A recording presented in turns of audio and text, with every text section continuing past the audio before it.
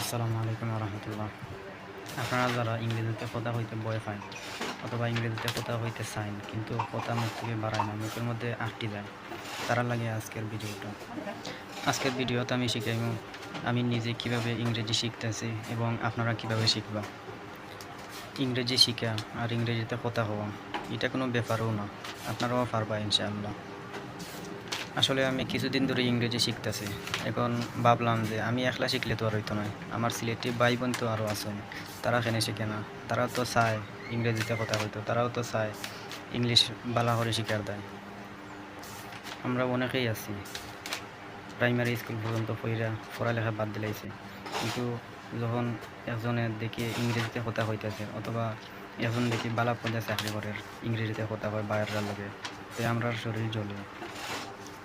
মনে মনে ভাবি, ইস আমিও যদি এটা ইংরেজিতে কথা হইতে পারতাম, আমিও যদি আর পড়ালেখা করতাম।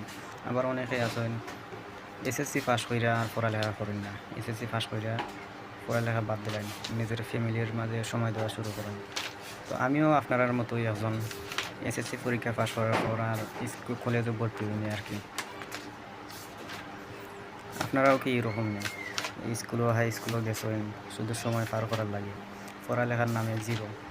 আমি তো ওই গ্রুপের একজন আর কি।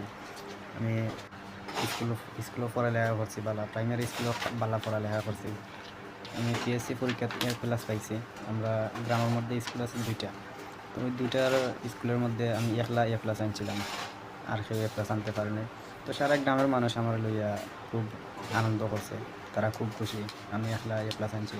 সারা গ্রামের মানুষ আমারে দেখার লাগিয়ে আইছে, অমুকের ছেলে অমুক এ প্লাস পাইছে, সারা গ্রামের মাঝে একজন। কিন্তু হাই স্কুলে ওঠার পরই আমার মাইন্ড পরিবর্তন হয়ে গেল। হাই স্কুলে যাওয়ার পর আমি মনে করলাম পড়ালেখা তো করছি, পড়ালেখা তো করবো।